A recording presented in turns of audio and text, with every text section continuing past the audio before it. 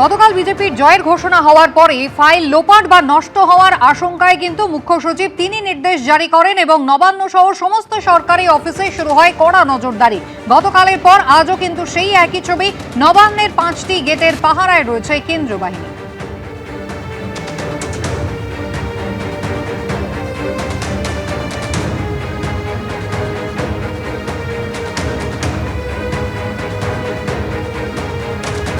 রাজ্য পুলিশের পাশাপাশি কেন্দ্রীয় বাহিনী নবান্নের নিরাপত্তার দায়িত্বে।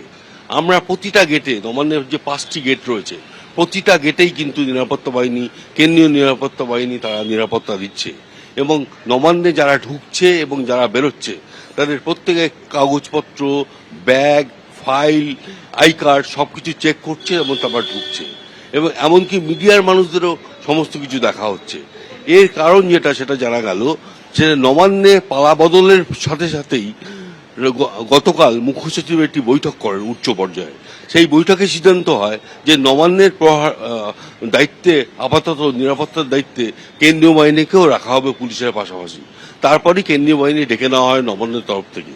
এবং আরও যেটা বিষয়, তারপরই রাজ্য সরকারের তরফ থেকে যে সার্কুলারটা বেরোয় তাতে বলা আছে যে রাজ্যের যাতে কোনো ফাইল, কোনো দপ্তরের যাতে কোনো ফাইল, কোনো অফিসার যাতে ট্যাম্পার করতে না পারে বা নষ্ট করতে না পারে এবং ফাইল যাতে নবান্ন থেকে বেরিয়ে না যায় এবং সেই ব্যাপারে সতর্ক দৃষ্টি রাখতে হবে।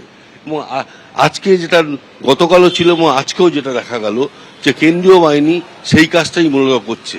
প্রত্যেকের ব্যাগ সার্চ করছে, তাদের আই কার্ড দেখছে, তারপর তাদেরকে ঢুকতে দিচ্ছে এবং তারপর বেরোতে দিচ্ছে।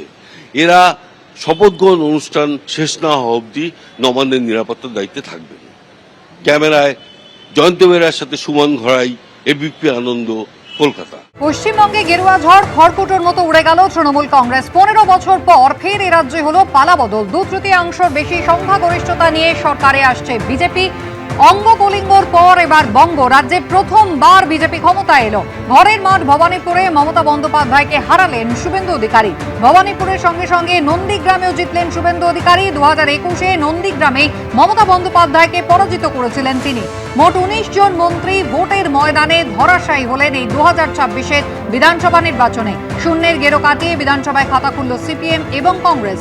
ভয় নয় ভবিষ্যৎ, বদলা নয় বদলের বার্তা দিলেন প্রধানমন্ত্রী।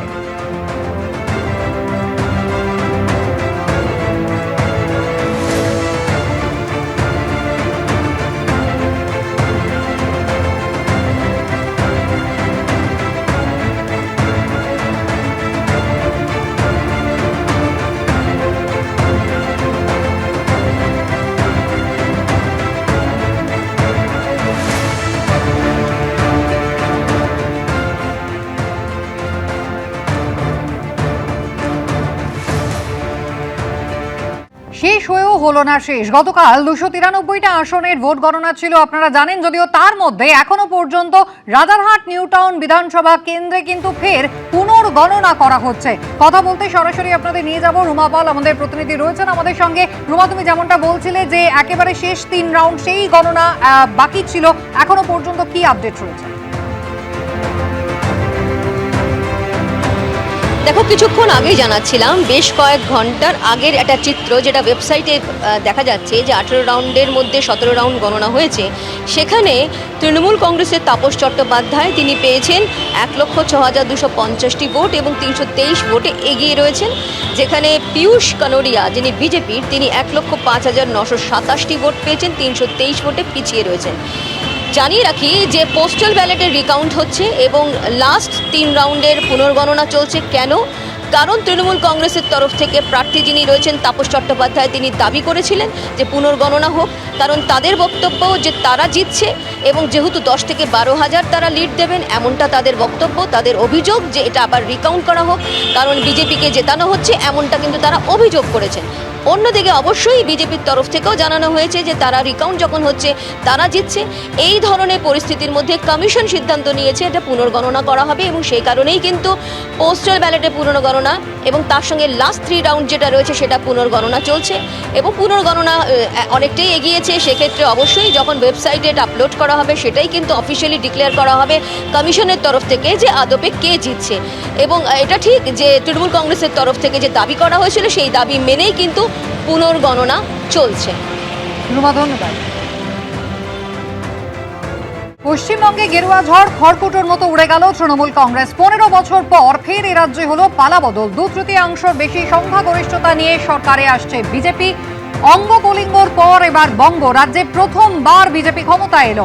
ঘরের মাঠ ভবানীপুরে মমতা বন্দ্যোপাধ্যায়কে হারালেন শুভেন্দু অধিকারী।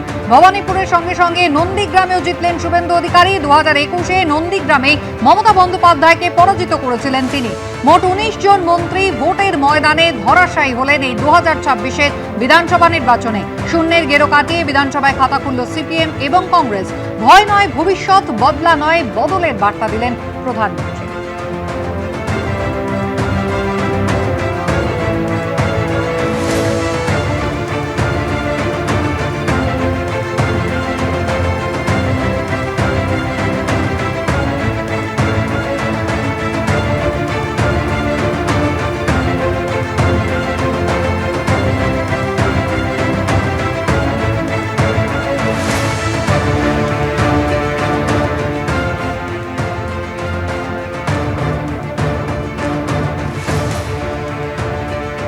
এবিপি আনন্দ, এগিয়ে থাকে, এগিয়ে রাখে।